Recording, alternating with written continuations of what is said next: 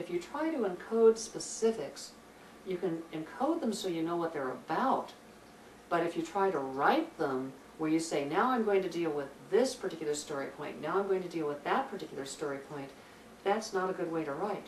You need to get a sense for your story, immerse yourself in your story, so that you know, okay, I understand what the story form is, what the story structure is, that he sees control issues as being the symptom of the problem, that he has to do uncontrolled things in order to treat that symptom, that he's driven to pursue the killer, that in fact he cannot avoid that or avoid the chase. He has to keep coming back to the city, keep coming back to the hospital. If he avoided, then it would resolve all of his drive, it would dissipate, it would counteract it, and the story would have no more motive force, not for the main character. You need to get all this stuff wrapped up inside you so you understand what's going on in your story, and then let it flow. That way, many things can be touched on all at once, as in The Fugitive, without having to take specific moments to address each individual story point.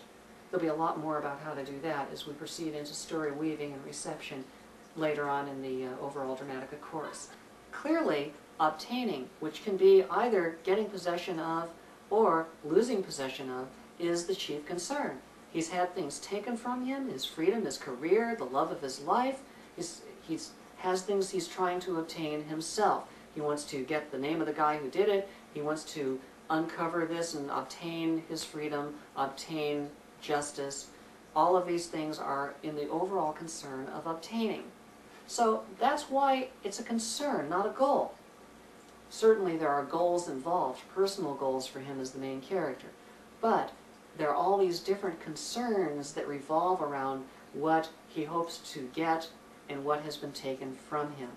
That's how you encode a main character concern, or any of the other concerns. They have something of a nebulous nature insofar as there are a number of different things that need to be encoded to show how that concern touches on many different aspects of the main characters or the objective story or whatever. But it all centers on the nature of the concern, the nature in this case being obtaining. Now you see, that's the key in story encoding and story weaving, and also why it's hard to separate the two. Encoding, well, encoding just says it's about control. What's about control? Well, handcuffs, jail cells, armored buses. Anytime you're in a situation like that where you're being bound down, you're controlled. Uncontrolled, jumping off the bridge, getting the handcuffs off, those sorts of things are uncontrolled. How many do you come up? Where do you use them? Could you really come up with that encoding in advance and then just play it out wherever you thought it was appropriate? Not really. You kind of have to do it as you're going.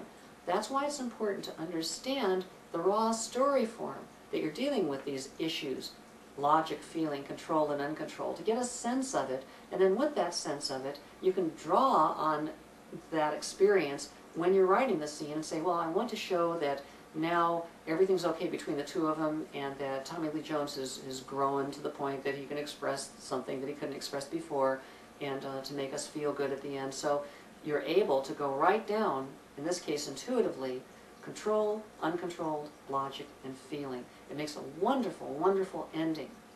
But it's largely story weaving, only partly story encoding. You really can't separate the two in the finished product. Clearly, we could analyze what was there and create from that a structure. But if you create the structure first, you're going to end up with a very simplistic, ham-handed story if you try to just illustrate the story points in encoding and then figure out a way to send them out. My recommendation for just about anybody, any kind of author, is if you want to work with a structure first, whatever you have in the back of your head, create a structure, but don't do any encoding until you've actually started to write. Or do some encoding on areas that are the broad general ones, like the story's goal or the concern of the main character. But getting down to the other stuff, just know what it is about problem, solution, focus, and direction. Don't deal so much with trying to illustrate those aspects directly before you write. It's much better to work out your structure to know sort of where you're going as a roadmap, and then take a stab at it, and then go back, analyze it, and then fill in what you actually did and see if you have gotten off track. See if you have some areas that have not been represented in the story's structure in the finished work. Add those. Bring things more into focus. Use Dramatica more as an analytical tool after you've written. Now, that comes from somebody who's an intuitive writer. I don't like to structure first. Chris Huntley, the other co-creator, is absolutely a structuralist. He will not make a move without sitting down and working out everything on here, every story point, encoding every story point, then figuring out how to weave them all together into what scenes and how they'll be unfolded, and then to sit down with that and create a treatment of describing in literature style, in prose, everything that's going to happen step by step, and then taking that and turning it into his book or his screenplay. Well, that's kind of the way the Dramatica software is set up too. And for those writers who are structuralists, I don't know how they think, but they are able to do that, who can start with a raw blueprint and just carry it into the finished building. If I had a hat, I'd take it off to them. I find that approaching Dramatica that way is really, really hard.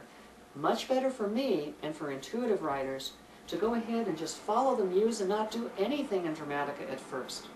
And then analyze it to see what kind of a structure you have, and then refine what you have and add additional material to support what you have till you've filled out your structure completely in your story. Another way to go is to go ahead and analyze not by trying to find the structure directly, as Dramatica would also have you do, but go directly into the story encoding questions before you've done anything else in a raw story file. Take your notion, if you're even a structuralist, or take the story that you've written, if you're an inspirationist, and go through the storytelling questions first, and fill in what the goal is of your story.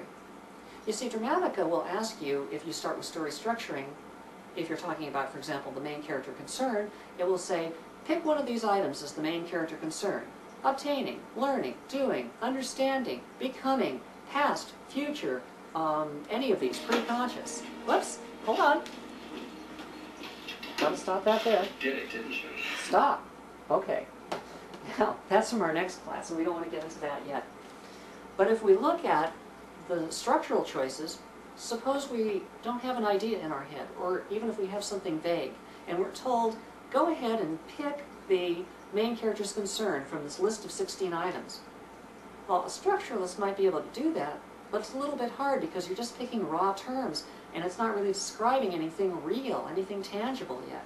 Obtaining? Becoming? Sure, I'd rather have somebody going after something than a story about somebody changing their nature. Okay, then in that case I'll choose obtaining. Oh, I really want to do a story about someone evolving and turning into a new kind of person. Okay, I'll do a story about becoming, not obtaining. You can make that choice, but it's a lot easier if it says describe your main character's main concern, principal concern. That's what happens if instead of going to the story structuring questions or story forming questions first, you go to storytelling questions or story encoding questions. Then you just write in, well, my main character's concern is that he wants to be president. And you get it off your chest. You get your ideas out of your head. Just going through the list of story encoding, there are so many questions, more than you'll see in any other software. You can go through and just fill in main character concern, goal, main character's problem. He's a jerk. That's his problem. It doesn't matter. You go through, you fill in anything you have, and just seeing the questions that you don't have anything in mind for may spur some ideas. As a matter of fact, you may even find that eventually, by going through and answering some of them, you can go back and fill in others because it acts as an inspiration tool to get you through writer's block. So you go in and you fill in as many as you can, then you go back and fill in as many more as makes sense after you've done some work already, and now you've got your raw information. My main character's principal concern is he wants to be president. Then you go and do your structural analysis. You go in and find the structural question that says, what's your main character's concern? Pick from these.